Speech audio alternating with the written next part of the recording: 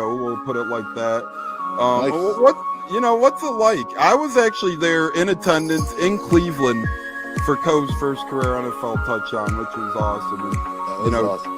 it was a great game. You could hear me on camera. I was just screaming, "Say it ain't so, Coe! Say it ain't so!" Sadly, from there, the game kind of went off the rails a little. That was the last high moment of that game, but it was a great game. Overtime loss, fun time. Yeah. How was that moment for you? Seeing the first, whether it was on TV, in person, wherever you were, seeing his first NFL touchdown. How was that? Well, dude, I mean, we were at home because it was a away game. We don't travel to a lot of the away games because we can get into that later. But, to watch that and to think I wished I was there live. So to have your video was so cool. And just say, this is so cool. I mean, that was so cool for us. Catching it from Tom Brady, right? Like, he's got the ball yet. I mean, first NFL touchdown means a lot, right? I mean, as a dad, that's just so cool to see. And it was fun to watch. And, it didn't have the outcome we wanted, but still the same. What a memory. What a memory to have, right? So, and honestly, cool. those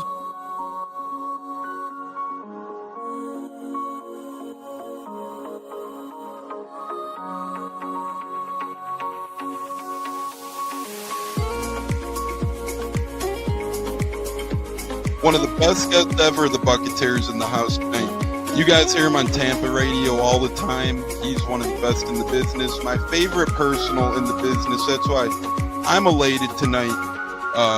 Growing up in the Chicago area, you're used to sports radio. That's what gets me through the day. So this man does help get me through the day, I will say, with the Pat and Aaron show at work. Nothing like it. So it's incredible. It looks like we got Stunna bumbling in. I'm Tampa Tones. We are joined by lead goon tonight, host of the Pat and Aaron show of WDAE, Pat Donovan. And it sounds like Stunna is bumbling a little bit. Going to put him on mute for a second until that gets a little clear. But we're joined by Pat Donovan. It looks like Stunna's hanging out with Cheech and Chong in a car with the windows up or something over there. It does look like you got a little... No, my camera's broke. And he was trying to pull me in big time. And then I was like, that's what happened with Indianapolis Jets. Like, I really want to give Indy a chance. And then also I talked to Cody Gruden, once he took over Rich McCann, I'm still like, well, look, I was like, y'all just give me the opportunity to explore free agency, see what's going on, and then kind of make us do it. All right, everyone, you are tuned into the Buccateers, a wide receiver, Kalen Geiger, and we are about to have a great pod. This is the Buccateers. You're tapped in, and here we go.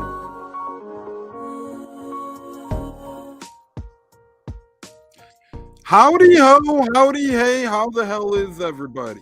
Welcome into the Buccateers podcast. I'm your host, Tampa Tones, joined alongside the man, the myth, the legend himself, the great J-Lo. We're joined in the chat by the great Droman, not J-Lo, but Droman, and many more people watching live on Facebook, YouTube, and more. You could always catch the instant replay on Apple, Spotify, Google, and so much more as well. Without further ado, we're going to bring in the man, the myth, the legend himself, the great J-Lo, as we got a loaded slate of Bucs talk to get to. Kind of came out of nowhere. J-Lo, I don't know about you, but I'm glad we waited until today to break down the show, buddy. We got a lot to talk about.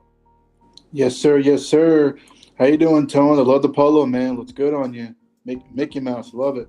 Thank you, buddy. Lady got it for me at the 50th or 100th, whatever the hell anniversary Disney was celebrating one of these days. So not really sure what the hell it was, but hey, I dig it, and I'm going to a steakhouse tonight, so I'm like, yeah, I'll wear something fun, The great Richard T saying, "What's up, everyone? Hope everyone is having a great day. Almost out of work today. What's up, Richard? Happy Thirsty Thursday. We're going to be bringing you greatest and latest news in the world of Tampa Bay Buccaneers here shortly. But yeah, J-Lo, I forget what it was, but you met up with our own co-host, Bucs by 30, Zach Johnson in Disney. How was that, brother? It was awesome. Great football mind, great family that came. like I said, all respect for him and his family. You know, we had a great time. You know, talking Buck football. I mean, so much. You know, so much knowledge of the game and just his memorabilia he collects. Glad I got to hang out with him for a little bit. You know, and just talk some Bucks football, man. Plus at Disney. I mean, to me, that's a great day. The great Jay Edward is watching live on Facebook, great friend of the program. So, Big J, what's up? Cleve and me, wearing socks only, always dangerous. Olive, hey, fellas, we love our lady listeners. Hello to you, Olive. But yeah, it's always great when the Buccateers get to meet up in real life. And that's what took place. The great J-Lo and the great Bucs by 30 finally crossed paths. Speaking of crossing paths, J-Lo, Todd Bowles and Jason Licht just crossed paths on a contract extension. Jason Licht extended. Todd Bowles extended. We're going to start with Jason Licht here first, J-Lo. Then we'll get into Todd Bowles because that one obviously is a little more of a greater debate. Not in my eyes, not in your eyes, but certainly a lot of people's eyes. But I'm here to break down why it shouldn't matter. But a lot of simpletons refuse to believe these sort of things, J-Lo. But first and foremost, we'll start with Jason Licht. Jason Licht getting extended, J-Lo. Many, of course, around the Tampa area and around the league in general say how big of a deal Jason Licht is to the Tampa Bay Buccaneers. As you see in Light We Trust as Bud Cannibals, our guy, Bowman, is joining. Not football related, but I'm excited for day 2 of the NHL draft. That's very cool, Richard. Enjoy day 2 of the NFL draft. Yeah, it sounds like the NBA and NFL draft are like working together now. You had the NBA draft last night and tonight. You got NHL draft Friday and Saturday, but you enjoy, Richard. Be safe. In Light We Trust, though, J-Lo, isn't that right? NFL, one of the best GMs there is, in my opinion. No, the best in the league, if you ask me. Well deserved. We already knew the extension was coming. He's not going anywhere at all. He loves it here, and the players love negotiating, and the agents. The guy just does amazing wonders, turning this team into a winning culture. Yes, it took some time, but he lived and learned from it, you know, from drafting, signing free agents. He got better and better each year to where now he's going to be with us for a little bit longer. And can't wait to see what more, you know, he brings to the table to help us win the championship. Yeah, a couple fun facts here from Greg Allman about the announcement and more, but they're multi-year contracts according to Mike Garofalo of NFL Network, so that's good first and foremost, both Light and Bowles. And Jason Licht in the team announcement, I am very grateful to the Glazier family for the trust and belief they have shown in what we are doing here. I'm also very excited to continue working alongside Todd well into the future as we continue our mission of finding and developing talented players and chasing additional championships for our fans. Jason Licht and the Bucs have 27 of 29 draft picks from 2022 to 2025 still on the roster, and at least one draft pick from each class going back to 2017. Only one player on the current roster predates Jason Light's arrival, which is the great Levante David. Any way you slice the cake, J-Lo, is Christopher Cole's joining. Richard says Light extension is well-deserved. It very well so is.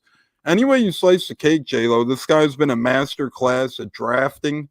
Free agency was hit or miss early on, but over the past 3, 4, 5 years, he's really honed it in and hit some home runs. So, J-Lo, you can't really think of too many flaws off the top of your head. Sure, Mackay, Roberto Aguayo always bounce back in terms of we might have drafted him too early. Same with Camarda as well. His Achilles heel surely is special teams players. But at day's end, outside of that little pool of drought, he's very much successful at drafting everywhere else. Even some of the drafts where more of the draft class is gone, a lot of those guys are Super Bowl contributors, such as Carlton Davises of the world, such as Sean Murphy Buntings of the world, such as Jordan Whiteheads of the world. So, J-Lo, even if they're not on the Bucs anymore, a lot of these guys still were very impactful once upon a time in the 813. What say you?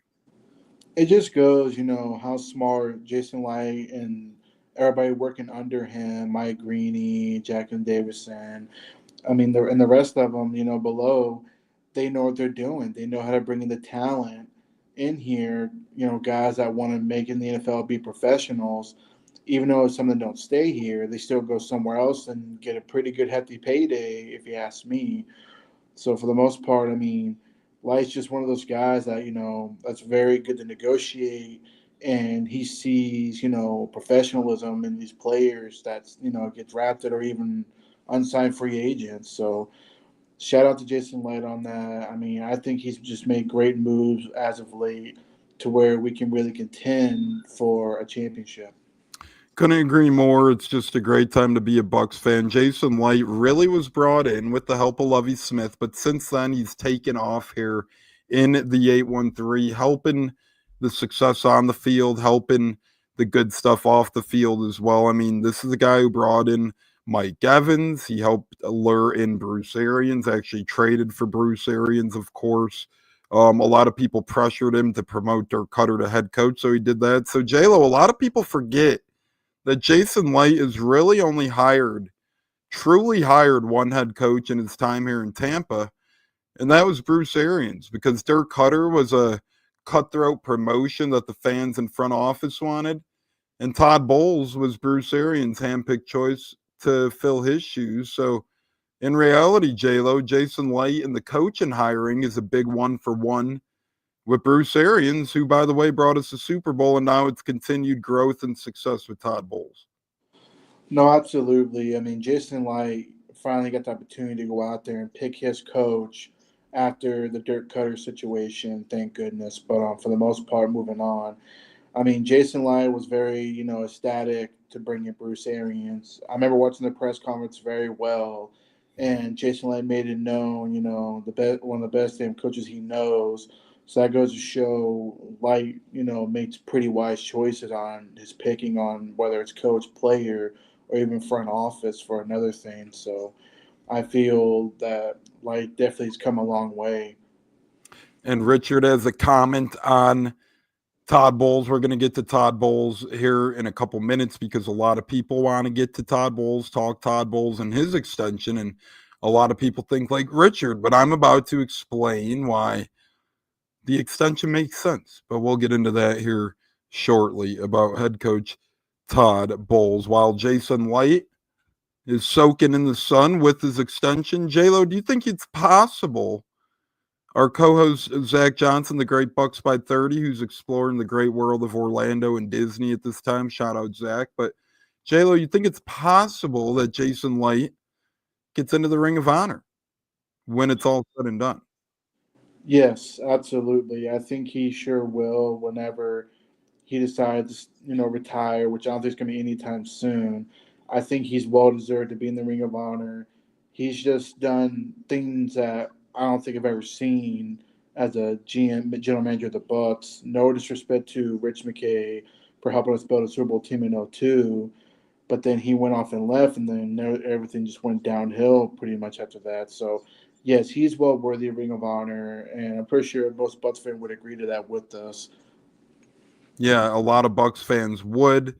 And again, it's a much different topic about Todd Bowles, but we're about to get into that here shortly. As Richard T says about Bowles, however, out of everyone on the team, Bowles is the number one guy who has to prove his worth by taking the team to the next level. Christopher Cole, any other coach who have lost the team during Brady's last year and during the rebuilding years? Any other coach would? Yep, I agree. And Chris, we're going to get into that and why you're correct on that.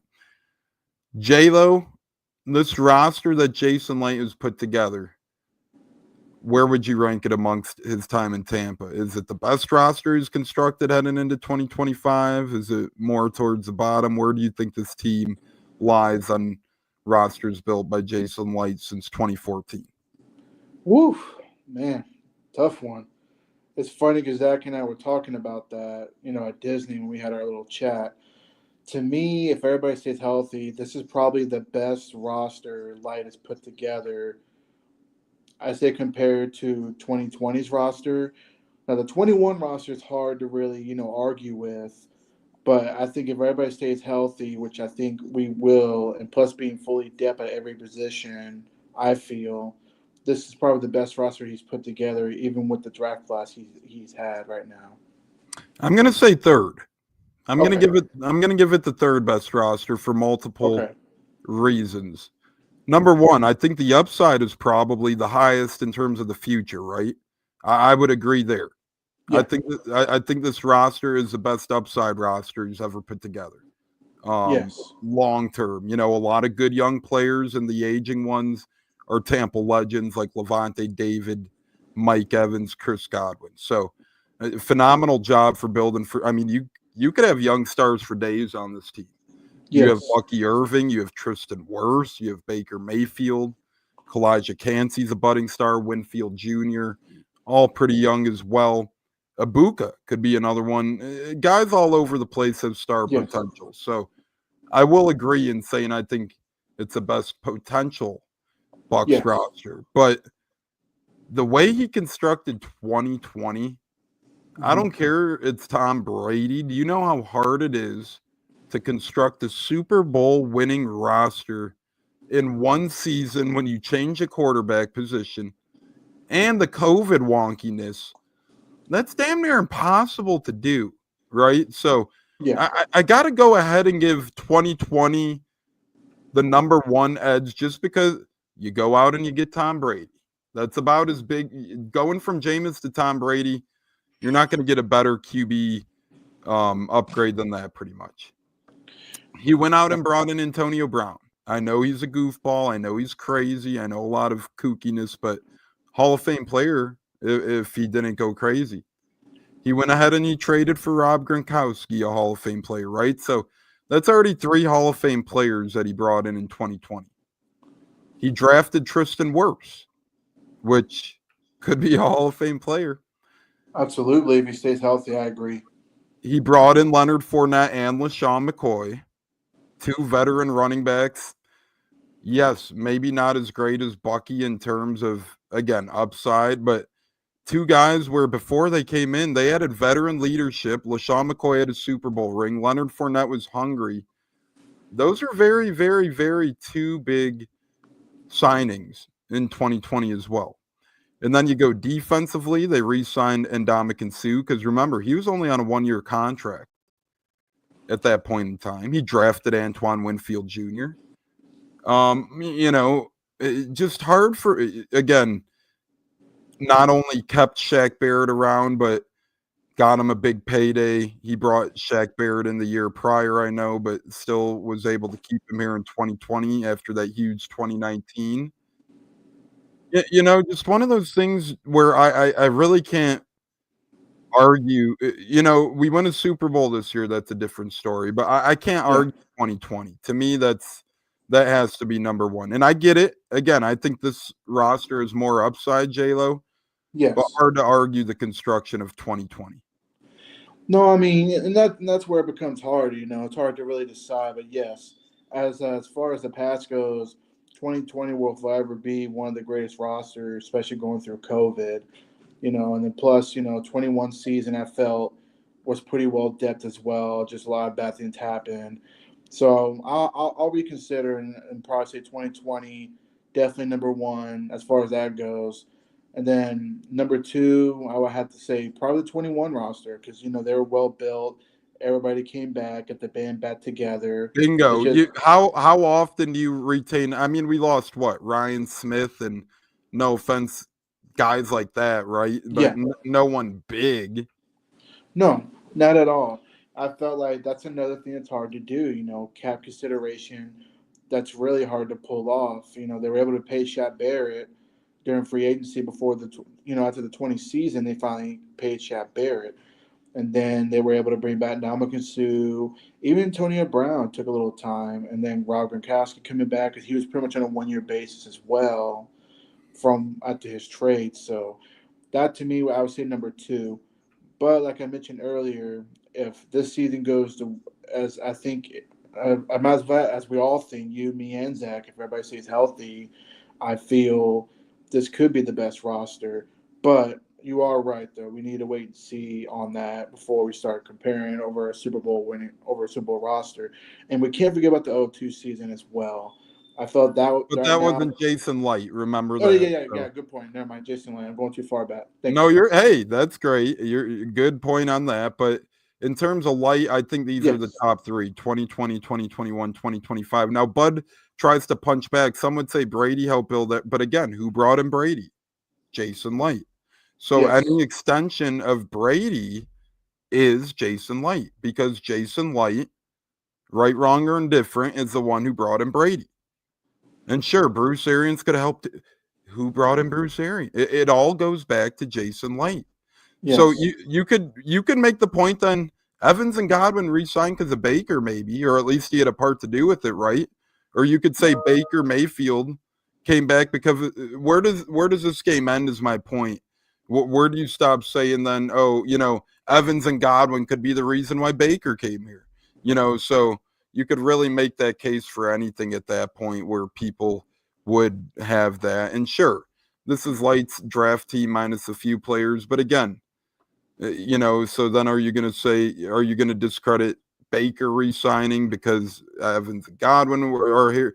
And, it's just a tough line to draw. So I try and stay away from saying, well, Brady helped build that team. Sure, but it was an extension of Jason Light, just much so like Baker's helping build this team.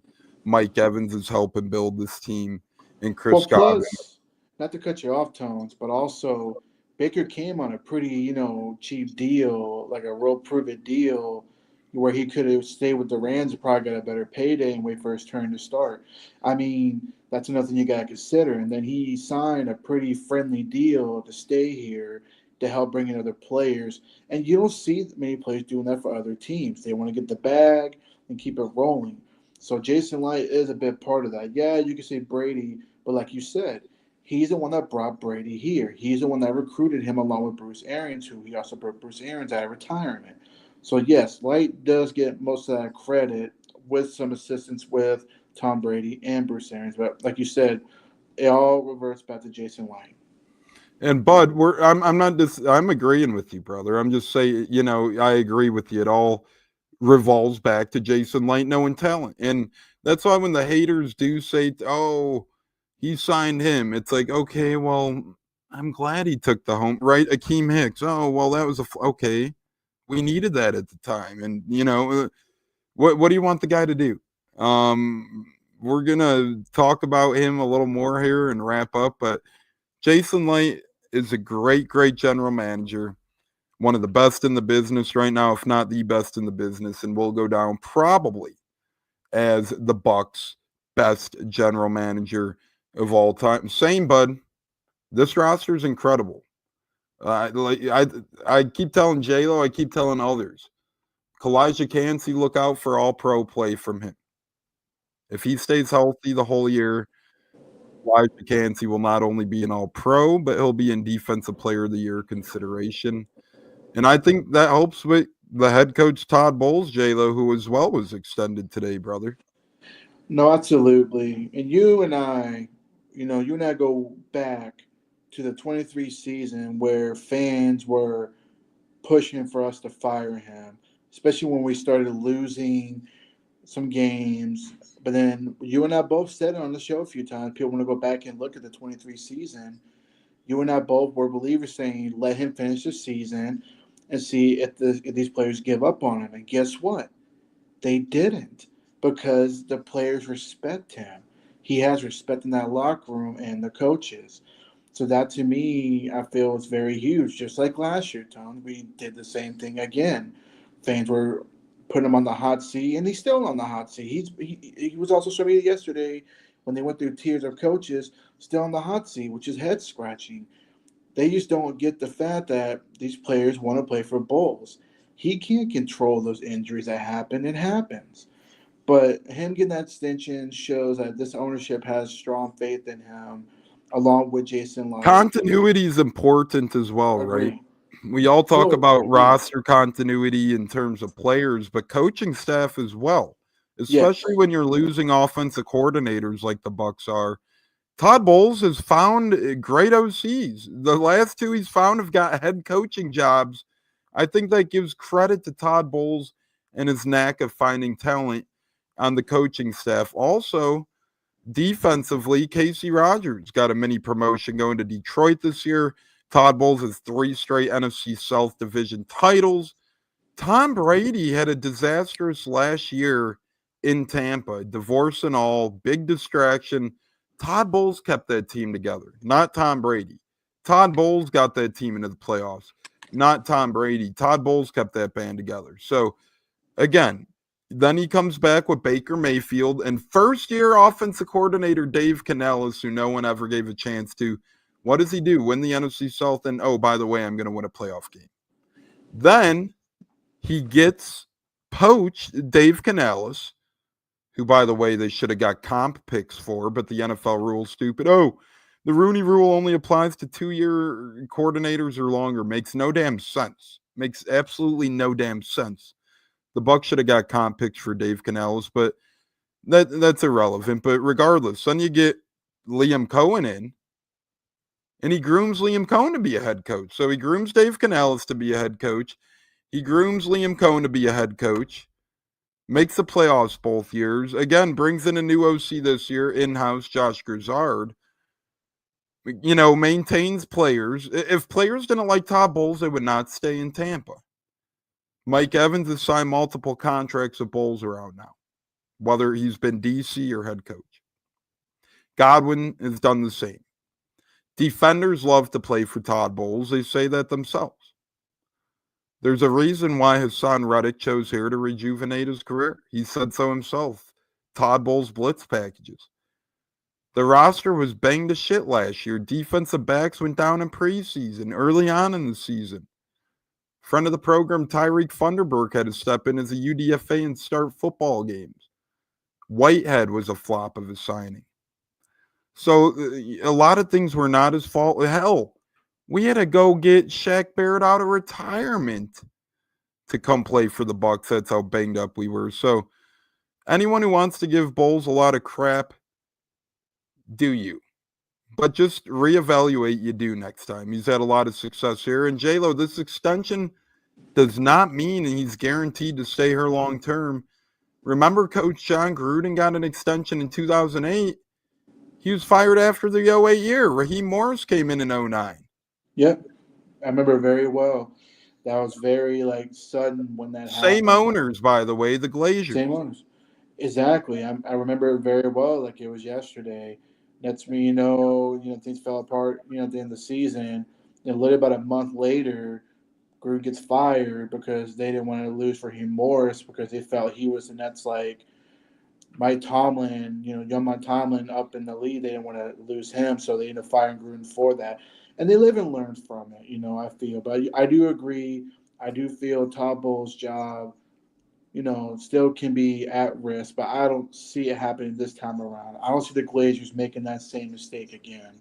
Only way I think he gets the boot is if it's a disastrous season, we miss the playoffs, and we stay healthy, and it's just a nightmare. Other than that, I think he's pretty safe for at least one more. And remember, he only has 1 year left on his contract, J-Lo, before they extended it.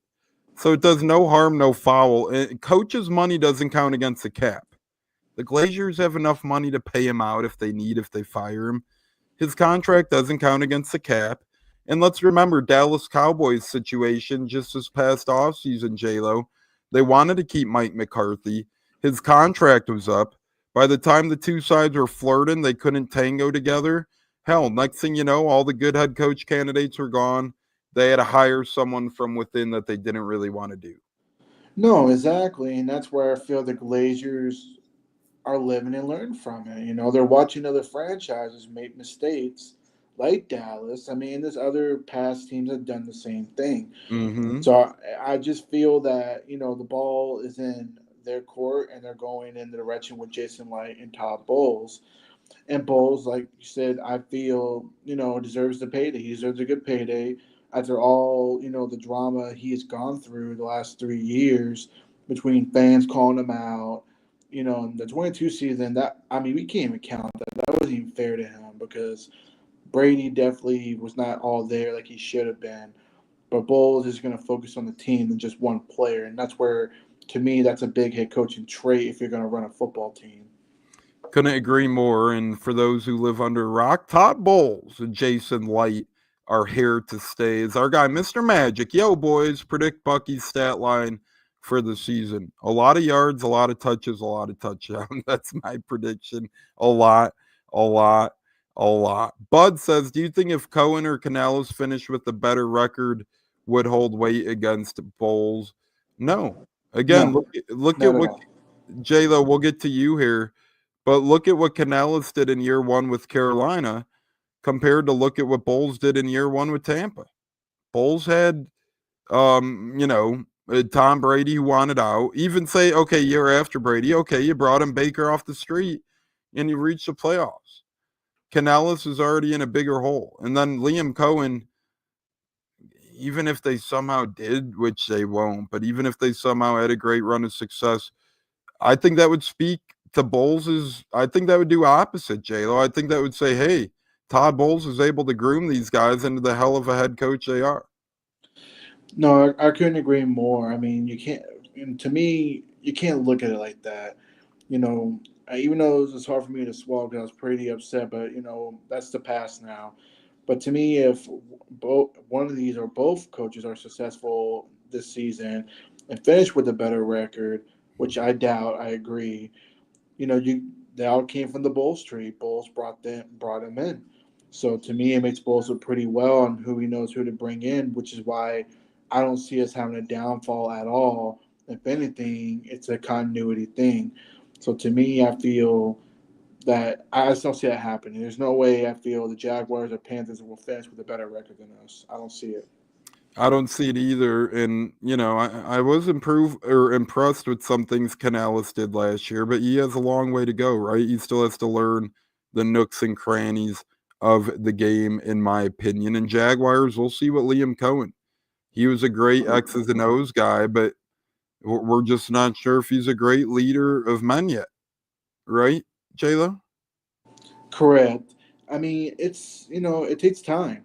It takes time, with some of these coaches, that are new head coaches for the first time. It's rare when you find somebody like a Sean McVay, who I think is a great coach, and he was out to a hot start. And to me, I feel Canales will get there. I liked how he finished for Carolina, and I think he'll have some success there, but it's going to take a little bit more time. Liam Cohen is a big question mark as his first year. We don't know how it's going to go. You can be a good play caller all you want, which I think he's phenomenal at, but running a football team is another different story. You can ask Todd Bowles that because, it's hard to be a head coach and to be a defensive play caller at the same time. Now, that's a big question mark I have for Liam Cohen. Could he run a team and call play at the same time, if that makes any sense? To me, that's how I feel about that situation. Panthers and Jags rosters are not as good as Tampa's. LOL. I'm sorry. Yeah, but No, they're not. when Todd Bowles, Baker's first year here, I remember a lot of people predicted us, J-Lo, a 3-win team, a 4-win team? Oh yeah, no, they're haters, man. They still think that. They still think we're not going to win the division, even though we have dominated the last 3 or 4 seasons with the And my division. point is that goes to show how great of a head coach Todd Bowles is. Yes. Every critic in the Sun thought the Bucs had a bottom 3 or 4 team in the NFL just 2 years ago. No, and that's what I'm saying. He's a true professional head coach. He gets his team ready, no matter what the record or who's starting or who's playing. He gets these boys ready to play, and that's just a head coaching trait that every team will want, in my opinion. Couldn't agree more. As our guy from Nebraska, Mike Puckhead, says, greetings, men. Always good to hear from you. You as well, Puckhead. Hope all is well, brother, out there in the great state of the Cornhusker state. Mr. Magic, call me crazy, but Travis Hunter will be a bust. That's not crazy. What? Every other first-round pick is pretty much a bust. I mean, an impeccable talent, sure, but a bust isn't crazy. I mean, and the guy is already having drama with his lady. Playing both ways is going to be hard to keep up with. So I don't think that's quote unquote crazy at all. Just like I don't think it's crazy that Tom Moore and Bucky Irving are good friends. J-Lo, what say you? I mean, Tom Moore is a great vet influence in the building. He's been there, done that. Called many great offensive teams. That's just somebody I would love to have in the locker room. or at least behind the scenes, talking to young players like Bucky Irving, which I think is a good pairing. Bucky is just a young player who's wanting to learn to be the best, and Tom Moore's one of the best to teach. I agree. He's a great teacher and he's a great leader of men. Just awesome stuff, fantastic stuff. And I love Todd Bowles and Jason Light, and I think these extensions were great. And I love Tom Moore. I think his extension, well, do you call it a 1 year deal? I guess you could call it an extension, but whether it's Light and Bowles extensions or Tom Moore, him loving the players, just a great front office, great coaching staff. It's hard to go wrong, J-Lo, with these type of guys. I mean, Tom Moore, Bruce, I know he's technically gone. He was a consult. Bruce Arian, Shelton Corals is up there. You still got other great guys like Greeny, Jacqueline Davidson. So a lot of good things, J-Lo, going on around. And look, a guy like Bucky Irving loves Tom Moore. A guy like Vita Vea loves Tom Moore. Yes, you extend guys like Bowles, Light, and Tom Moore who could keep the good vibes, the good continuity, and the smiles coming in the locker room. I mean, don't you just love the videos that Vita Vea posts on his IG with Tom Moore? It just shows the bond that he has with these players. That's what you love to see, when it comes to watching these coaches, especially the vet ones, influence these young players to be professionals, but also, have fun at the same time, in the right manner, not partying hard like, like some other players we've seen in the past. As we wrap up Tom Moore talk, cooler friendship for Tom Moore, J-Lo, Bucky Irving, or Vita Vea? Tough one. No disrespect to Bucky, but I gotta say Vita Vea, man. To me, Vita Vea is like a grandson or son to him for what it looks like. Because he jokes with them, he'll laugh, he'll give him the stiff arm, the hand sometimes. That to me is just an amazing relationship. I think they have, and you never know. He may have other strong relationships with other players, but right now we're seeing Bucky and Vita. But either way, I'm just glad that he's in the building. Coaching these young players up. Yeah, and we have I have a cool story I'll say about Tom Moore. When I was in New Orleans this past year, Saints Bucs, happened to run into the Bucs hotel when the team bus was loading and Tom Moore was right there. I go, "Hey, coach, good luck today." He smiles, he looks. I go, "Quick autograph." I didn't know what the hell to get signed, just had my hat on. He didn't bat an eye, signed it like that, smiled, nodded, kept on. He's always got time for the fans, even at his age. So really good stuff there, whether it's Jason Light, Todd Bowles, or Tom Moore. Speaking of real good stuff, there we are. What, J-Lo? Sorry, Tones. I do have one quick story to share about Tom Moore, if you have a second. Go on, brother. No, I remember seeing him at a Publix here in Tampa before the 23 season started. And I remember seeing him, recognize him. I put my window down. And I was like, "Hey, coach." And he responded. And I asked him, he's like, you ready for Minnesota week 1? He flat out smirked and he said no. And then he smiled at me. So I thought that was pretty cool interaction. Just a man at a grocery store interacting with, a fan. So I just want to throw that out there as well. Just a great guy. And again, I ran into him again in Indianapolis at the bar. Just incredible. Always willing to talk, smile, and be humble with the fans. Speaking of humble, live here on the Buccateers podcast on YouTube, Facebook, catch a replay on Apple, Spotify, so much more. Since Mr. Magic asked about it, we're going to get back into it. Also, the Creamsicle game will be on primetime for the first time, right? Yes, that is correct. It will be live on primetime Thursday night against the Falcons.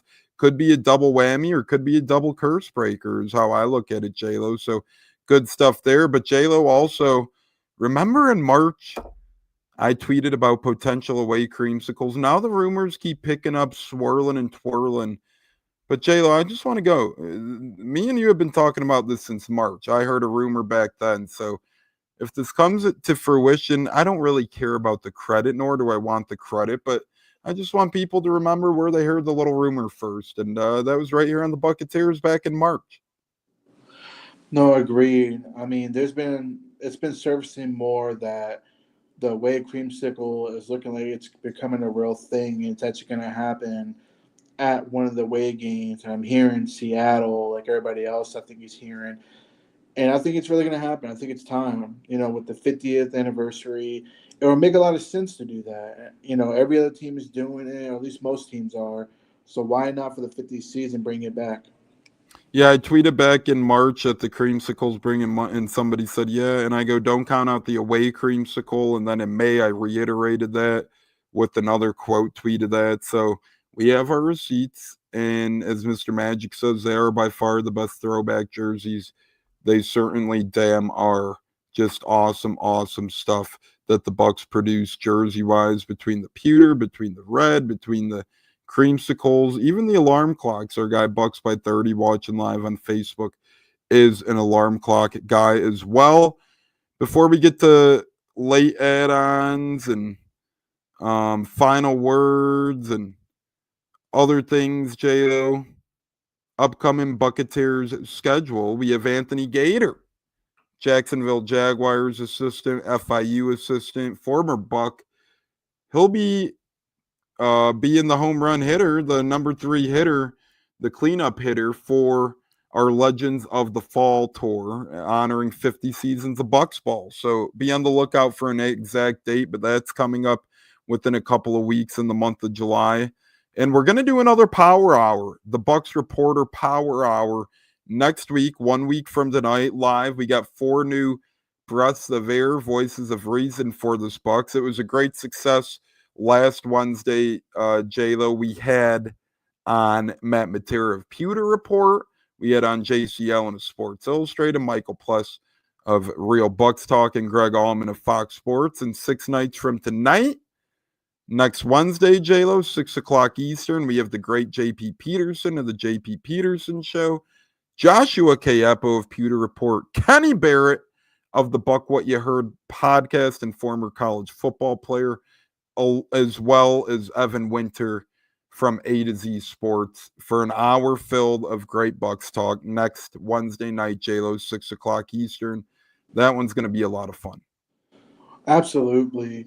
It's just great, bringing in other reporters, other fans in here for one thing.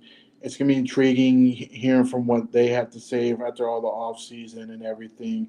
And maybe bring us some history, since we're doing the 50, it's 50th special season coming up.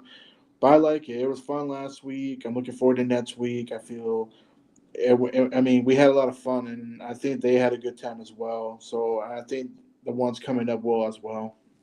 I agree with you. I couldn't agree more. J-Lo, before final words, any last-minute dream add-ons you want this Bucs team to make, whether it's trades or free agency, before the year begins? As of now, unless an injury pops up, I think we're fine where we're at right now. I don't see us needing to add any veterans at all, unless you want to see Big Will come back and be like a mentor to this team. But right now, we haven't heard anything. So I'll throw that out there. Maybe bring Big Will back on the roster, at least as a mentor, if he has interest in playing at least another season, because I feel this is going to be special, and I would love for him to be part of it. Couldn't agree more, my friend, and we'll see. Big Will, he is Bucs ball, right?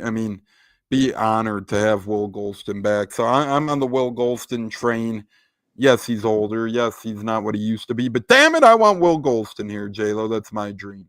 No, absolutely. I met him a couple times, and I see what he does for the community. Just so friendly with the fans. He's just a fan favorite. You want to see go out with a bang. So why not? He is a Buck for his entire career. I want him in the Ring of Honor.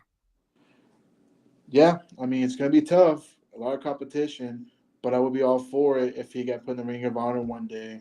Based on longevity, based on winning his Super Bowl, and based on what he does off the field, I think it'd be worth it. Agreed. Well respected, and I think many fans would not disagree with it. And we can't forget, J-Lo, what he's done in the run game. I know it doesn't show up in stats all the time. As Bud Cannibal says, Golston forever. He was forever great in the run game. No, he was. He was a bit part of the defensive unit group where we dominated the run defense. And I feel he'd be a great mentor for like an Elijah Roberts, for him to get prepared for the season. I think that's pretty much a good player. I would love to mentor him as Big Will. Couldn't agree more, my friend, on the Buccateers here with the great J-Lo and a great chat tonight. Olive, Bud Cannibals, Richard T, Mr. Magic, Chris C, Bober, Cleveland Me, J-Ro, man, and everybody else who commented as well. Tuned in on Facebook. We will be back Saturday or Sunday to be announced. Keep up with us and find out. We'll be back Sunday. Not Saturday, I'll just call it. We'll be back Sunday. Time to be announced, but catch the Buccateers live on Sunday, probably around 10 a.m. Eastern time for our Sunday Fun Day sports talk show. J-Lo, final word for the show, brother. I mean, a little reunion for breakfast with the Buccateers on a Sunday. Let's do it. Looking forward to it. Little bacon, little eggs, little coffee. Yes, sir. A little cafe, little espresso. Let's do it. But it was great chopping it up, man. We're getting closer to football season. Bucs fans, we're literally maybe a little over a month or under a month before we start seeing some training camp, putting it all together. Can't wait. And can't wait for, the next power hour next week on a Wednesday. Everybody stay tuned. We got some great people coming on, and we need your support. Like and subscribe, and show some love for your boys. Yep, like J-Lo said, subscribe on YouTube, hit the like button, turn that notification bell on. You'll never miss a damn episode moving forward. Sunday Fun Day live, 10 a.m. Eastern. Power Hour, Wednesday with JP Peterson from the JP Peterson Show. Evan Winter, A to Z Sports. Joshua Kaepo of Pewter Report. Kenny Barrett, former college football player and co-host of the Buck What You Heard podcast. 4 great guests lined up. And we got a lot of great things lined up here on the Buccateers for this fall. You guys are going to be mind-blowing. 5 shows, potentially a week, a song tournament for Bucs by 30, another bear draft. Going to be incredible. Fire the damn cannons, J-Lo, Tampa Tones, and for Bucs by 30, Joey Nips and the rest of the crew that couldn't make it tonight. J-Lo, have a great night, brother, and God bless. We'll be back on Sunday. Yes, sir. You too, Tones. Go Buds. Have a good night, brother. Fire the damn cannons, go Bucs, my brother. Bro, we'll put it like that. Nice. What's it like? I was actually there in attendance in Cleveland for Coe's first career NFL touchdown, which was awesome. And, Awesome. it was a great game. You could hear me on camera. I was just screaming, "Say it ain't so, Coe! Say it ain't so!" Sadly, from there, the game kind of went off the rails a little. That was the last high moment of that game, but it was a great game. Overtime loss, fun time. Yeah. But how was that moment for you? Seeing the first, whether it was on TV, in person, wherever you were, seeing his first NFL touchdown. How was that? Well, dude, I mean, we were at home because it was a away game. We don't travel to a lot of the away games because we can get into that later. But to watch that and to think I wished I was there live. So to have your video was so cool. And just that, man, this is so cool. I mean, that was so cool for us.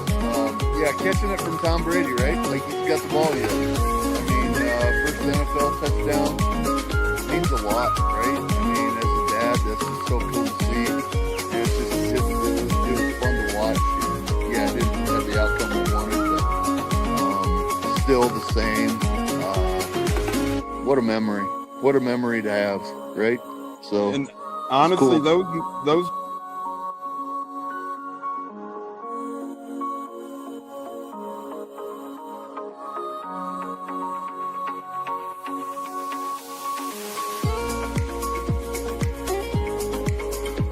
One of the best guests ever, the Buccateers in the house tonight. You guys hear him on Tampa radio all the time. He's one of the best in the business. My favorite personal in the business. That's why I'm elated tonight. Growing up in the Chicago area, you're used to sports radio. That's what gets me through the day. So this man does help get me through the day, I will say, with the Pat and Aaron show at work. Nothing like it. So it's incredible. It looks like we got Stunna bumbling in. I'm Tampa Tones. We are joined by lead goon tonight, host of the Pat and Aaron show of WDAE, Pat Donovan. And it sounds like Stunna is bumbling a little bit. Going to put him on mute for a second until that gets a little clearer. But we're joined by It Pat looks like Donovan. Son is hanging out with Cheech and Chong in a car with the windows up or something over there.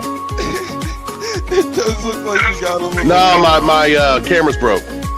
And he was trying to pull me in big time. And then I was like, nothing's happened with Indianapolis yet. Like, I really want to give Indy a chance.